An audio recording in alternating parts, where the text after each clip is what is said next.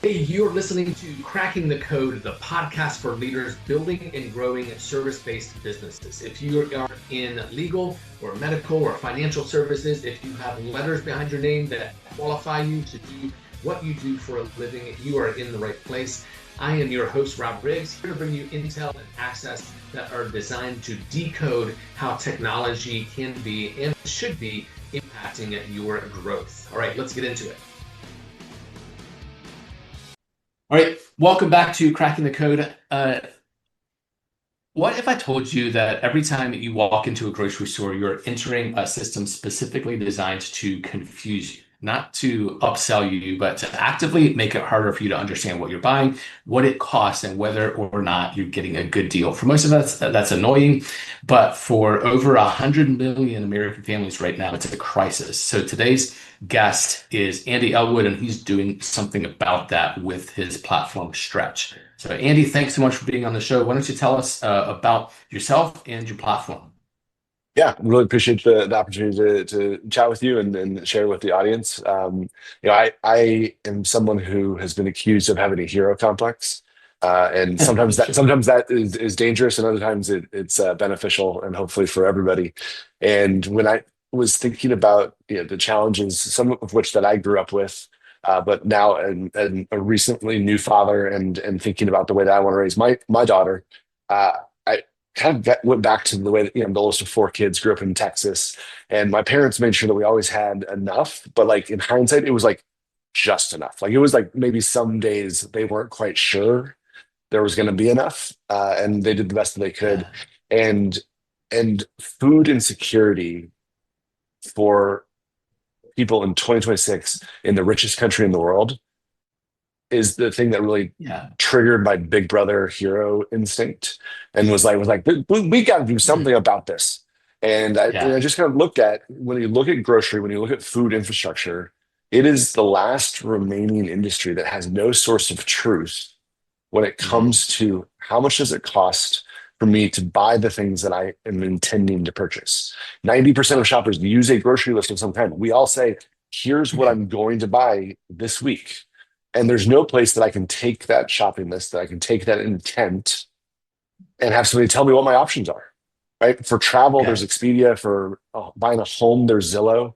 For prescriptions, there's GoodRx. I mean, even there's Gas Buddy, for crying out loud, for what the Yeah. price of gas is on a daily basis. But for groceries, we just, as you said, walk into a big store that's arranged in a very specific way to make sure that we end up buying more than we intended to, and we don't really know how much we spent until the cashier says, will it be cash or credit card.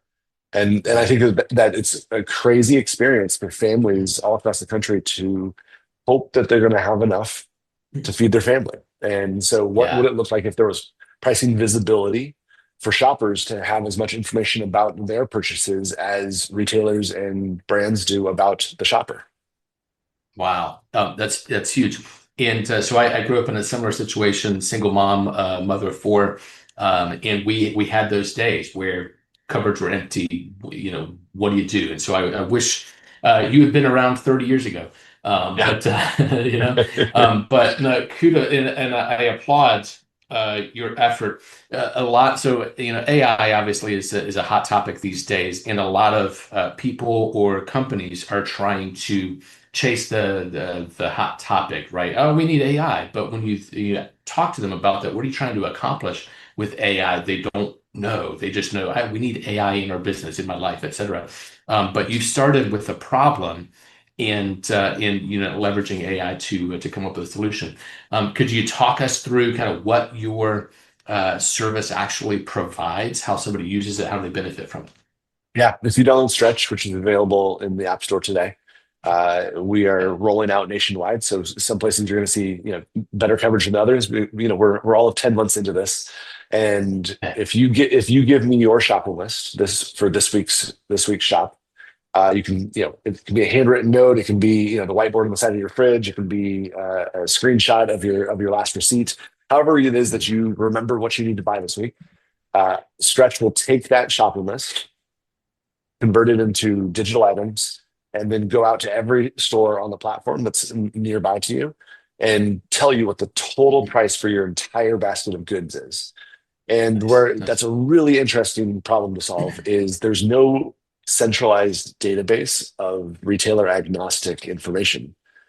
Yeah, So being able to look across every grocery store that's local, it was a really, really big challenge that we undertook. And then to be able to understand what product equals what product at which store was another huge challenge because yeah, 40% of most grocery stores now are store brands, right? It's right.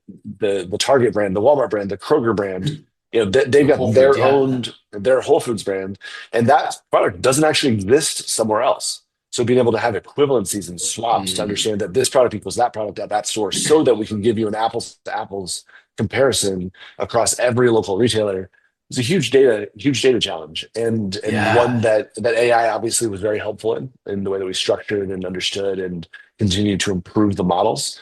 But if you're a shopper, give us your list this week and we'll show you your list priced locally and you can make the best decision. We're on pace to save people over $1,000 a year simply by okay, giving us their shopping list and letting us help them pick the right store this week. And I think that that's something that for the food insecure families and for the people that are just tired of overpaying for things, right. being able to have a little bit of relief in 2026 is going to be an exciting thing. Man, yeah. That's such a noble cause when you think about like a third of America really like is food insecure. They're not maybe not starving, all of them, but there's a risk there. Um, so the use case are people throwing their shopping list in here and then going deciding kind of how to choose their path. I want to pick up these 7 items at this store and then run over here to these other 10 items or whatever? Or is there a delivery service integrated in the back end? Yeah, so we're starting off optimizing for the 80% of people who still grocery shop in store. And Okay. so being able to have that transparency for offline is actually the harder thing that we're doing first. Then we can integrate with the delivery, then we can integrate with curbside pickup. But the majority of people, as hard as it is for my friends in New York City, San Francisco, and LA to believe, the majority of people still do go to the grocery store every week. Interesting. And Yeah. so we're optimizing for one store. We'll be adding split trip in the Okay. next couple months so that you'll be able to say, hey, maybe your best trip is to get these 11 items at Publix and these 7 items at Dollar General. And be able to Yeah. say, this week based on coupons, discounts, deals, loyalty, whatever it might be able to understand how prices change, how they shift. But I think the really important thing is, a lot of times we kind of get pegged as the money saving app. But really, the Yeah. way I think about it is, for at least for me, is it's giving me agency to make the right choice Mm, for me today. Right? yeah. Some days I have time to save money, and I'll go further to save that $20. Other Yeah. times, like if I'm on dad duty and I've got my daughter in the stroller, like I'm going to the closest store and I don't care how much it costs, right? And I think Right. that that's being able to but just understanding your trade-offs, right? Like when I am fairly loyal to American Airlines, right? I grew up in Dallas, Okay. I've had status with them for 20 plus years, so I'm Nice. probably going to buy a flight, but I don't go to AA.com to start my trip. I go to Expedia or Kayak and I compare all of the options just to make sure that Delta or United is not half the price for the route that I'm taking that day. And I think that most Fair. people probably have a home store, like the one that they're like, oh, I know the manager's name, or I know, that they've got my favorite deli meats, whatever it might be. And that's probably most people. They have kind of their default. But Mm, when the first time somebody uses Stretch and they see, oh my gosh, I've been overpaying just for the convenience of the store being yeah. half a mile closer, that adds up, right? 50, 60, 80 Right. bucks a week. All of a sudden, you could take your family on a much nicer vacation this summer. Nice. Yeah. So just to geek out for a second, are you integrated with the stores, back ends, database, that sort of thing? Or are you scraping front end websites? Yeah, so we are in deep conversations with a handful of stores, but we started off just going for after publicly available information. So some Okay, scraping, some APIs, and some shopper inputs that have been helping improve the models as we go. But we've been sure. really excited about how many retailers are realizing that this is where the decision is happening. The decision is happening much further upstream than Yeah. being inside of their app or on their .com, or standing in their Right. aisles, right? Like, the shoppers are really starting to wake up to the fact that they have choice and that they have agency. And I think AI has been a big part of introducing the expectation that we can know a lot more things than what we currently know. And I think that that's Right. going to be pretty disruptive in a lot of ways. But something as simple as how much does it cost to feed my family this week doesn't seem like it should be an opportunity for disruption, but it is, and Stretch is going to Yeah. take advantage of that. Right, nice. So we target a lot of small business, service-based businesses, professional services, et cetera. And we've been preaching like, hey, if you're not prepped for AI to recommend you, you're just Mhm. invisible to a large portion of your market to come, right? Yeah, But yeah. you've taken that to the next level. If Publix or whatever, Walgreens is not in your app, if they're Mhm. not partnering with you and allowing you access to their data, then they're not showing up to your customers, right? So Absolutely. there's some onus there to Yeah, bring them yeah. on. And, So I and, love and, that. and I think loyalty isn't what it used to be, right? A lot Yeah. of a lot of a lot of people are realizing that my friendly neighborhood grocery store is actually run by a big, huge profit extraction corporation. Mm, yeah. Right. And as friendly as the services are, it serves a purpose, right? And with grocery prices Yeah. being up 25% higher than they were before the pandemic, and Yeah. no signs that they're going down anytime soon. Right. Looking for people are much more open to something new. And I think that that's the wave that we're really starting to ride here with Stretch.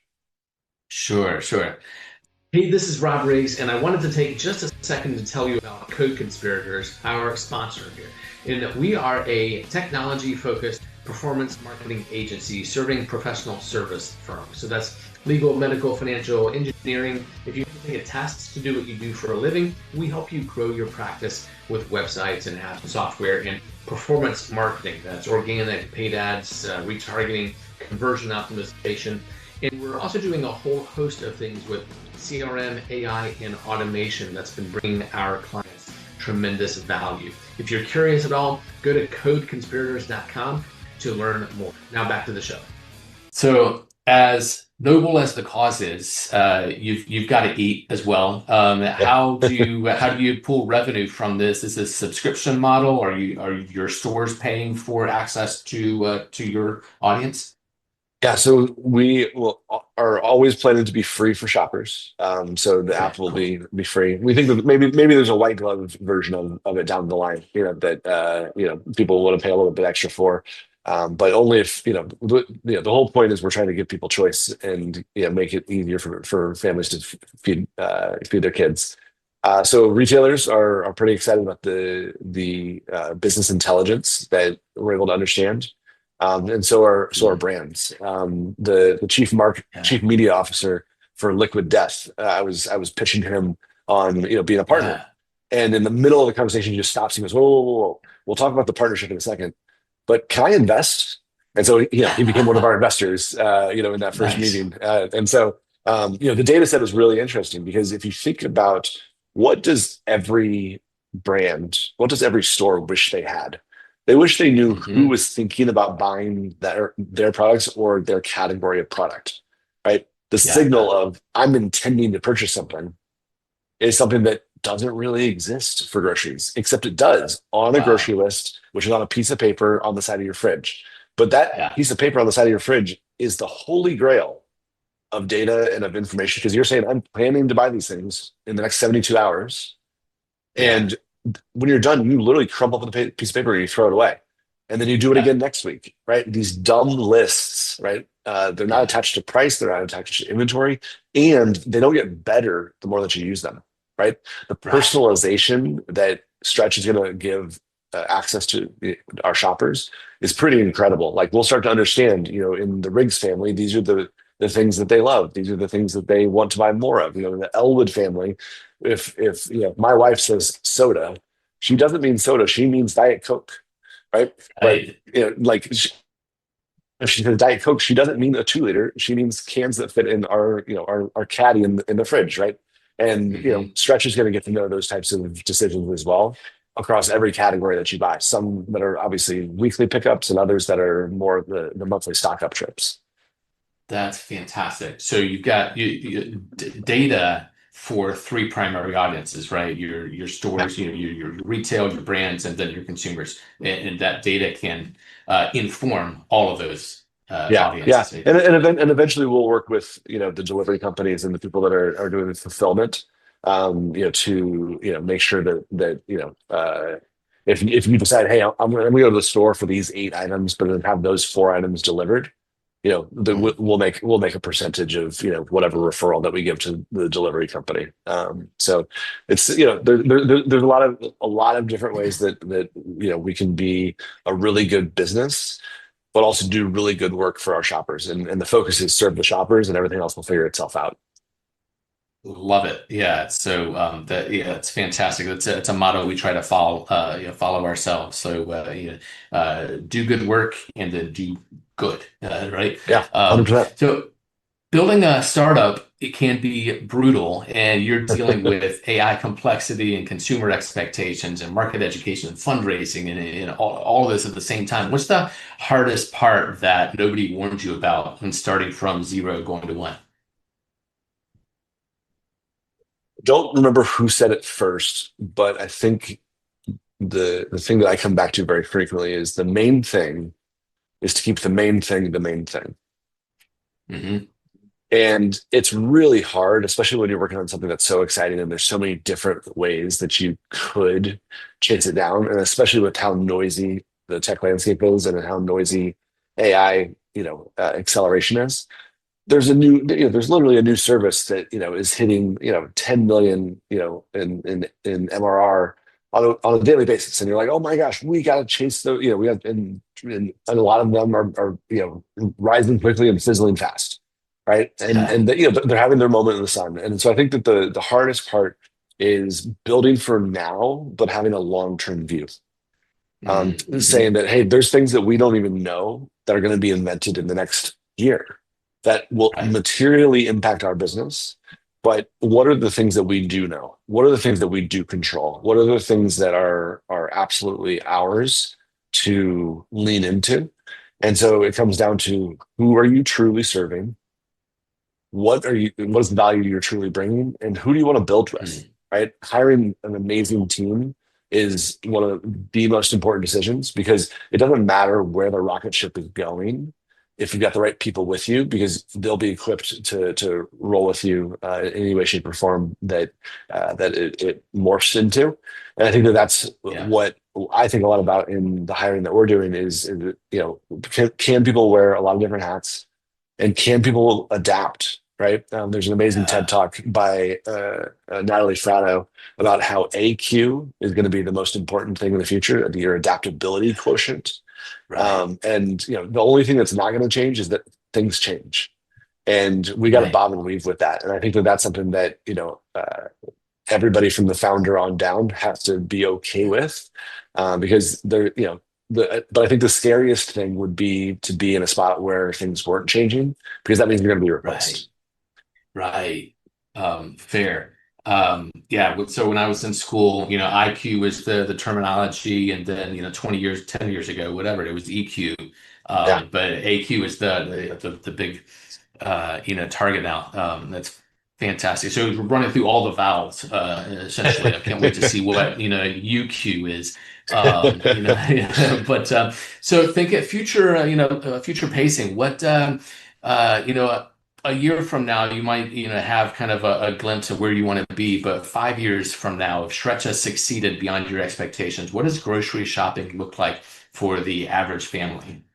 Yeah, I think that the rise of agentic shopping is something that people are talking about. What if an agent Mhm. buys something for you? And I think that we're still a ways off from me trusting an agent with my credit card.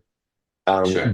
But I think we're not that far away at all with me trusting an agent to do research for me to understand what I like, what I don't like, and what my priorities are.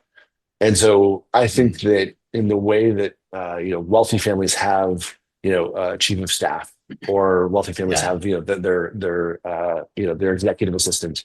Um, Everybody's going to have access to a world-class assistant that gets to know them, that understands their preferences, and understands this week it's important to save money, and this week, it's more important that we save time. And so being able to Mhm. to you know to glean those prompts from every Right. household, and you say to your agent, hey, this week, like, we got, we don't we got to wait for the next paycheck before we really go, stock up. But what can we do with $50? What can we do with Right. 180 bucks to put together dinners for four?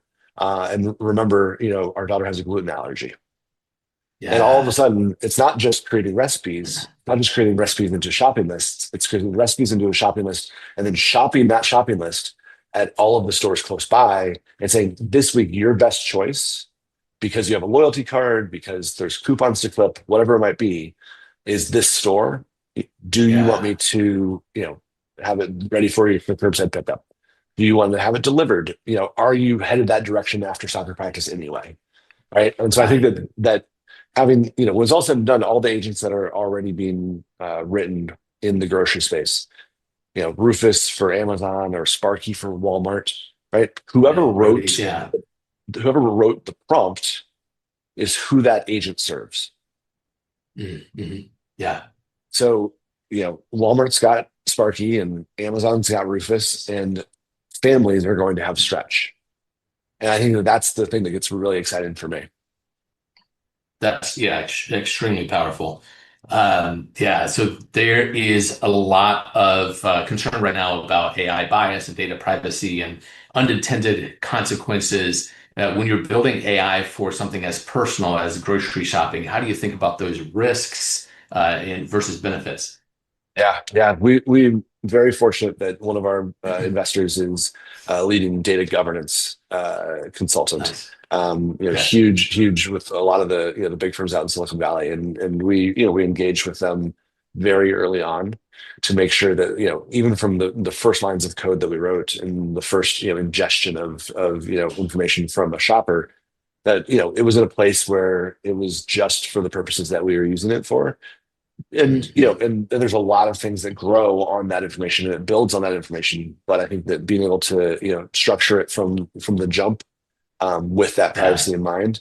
But, I'll give the retailers that we're talking to a shout out. Like, they've put us through the paces, even as a baby company, right? To say, hey, Yeah.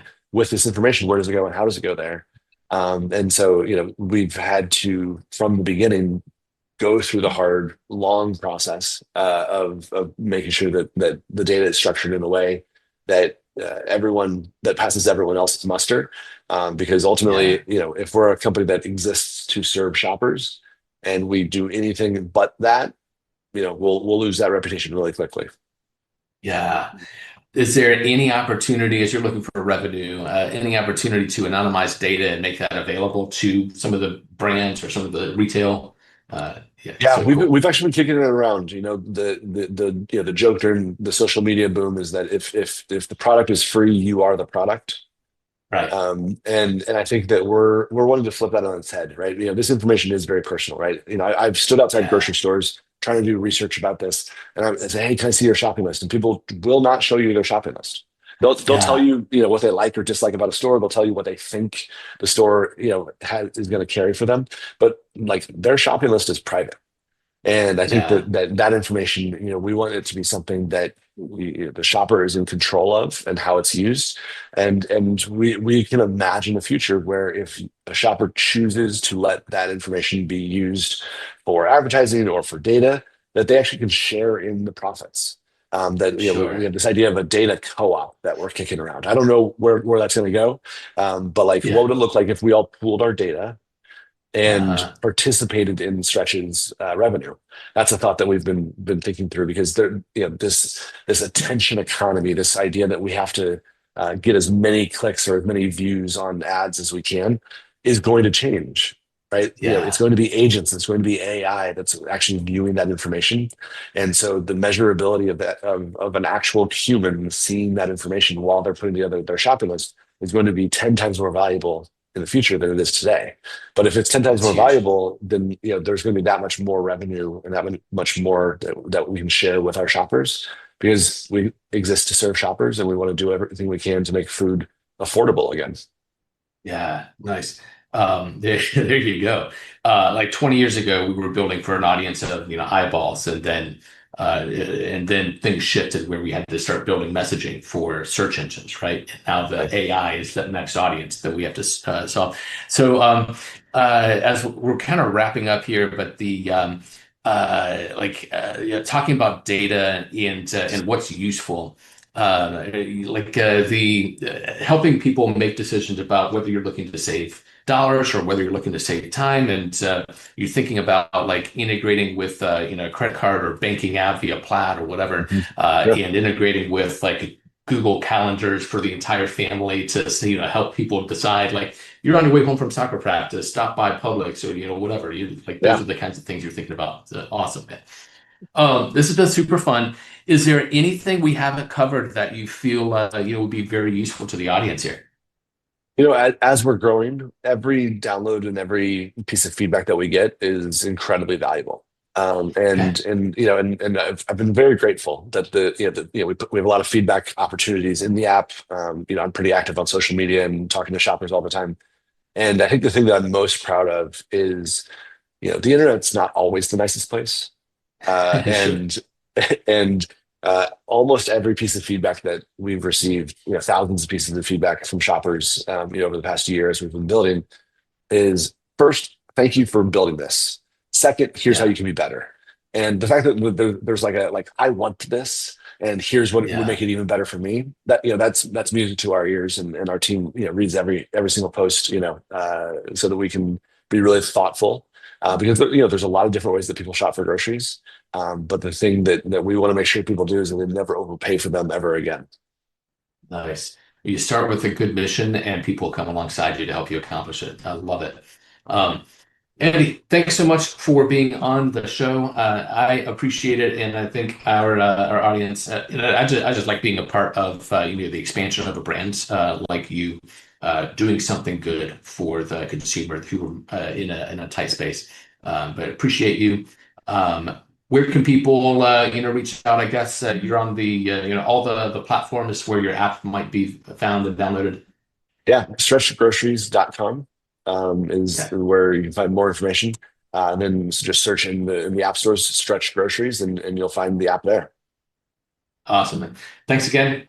All right, that was Andy Ellwood, founder of Stretch. And if you or people you know are feeling the squeeze at the grocery store, and honestly, who isn't, go check out what Andy is building at stretchgroceries.com. It's one of the smartest applications of AI that I've seen because it's solving a real everyday problem for real people. So, a couple takeaways. First, clarity is a competitive advantage. Whether you're building a consumer app or running a professional service firm, the businesses that win are the ones that make things simple and transparent for the people that they serve. And second, tech should make room for many, not just a few who can afford premium solutions. The philosophy that Andy shared really applies to all of us who are building businesses, who we're including and who we're leaving out. And last thought, like, trust is built through experience, not promises. So Stretch works because it delivers on what it says it will do, and that's the standard that we should all be holding ourselves to. So check out the show notes for links with for more information, and definitely go to the whatever platform you download your apps for and search for Stretch. It's free to you, and will save you dollars on the things that you're already buying. Thanks so much for tuning in. We will see you next time.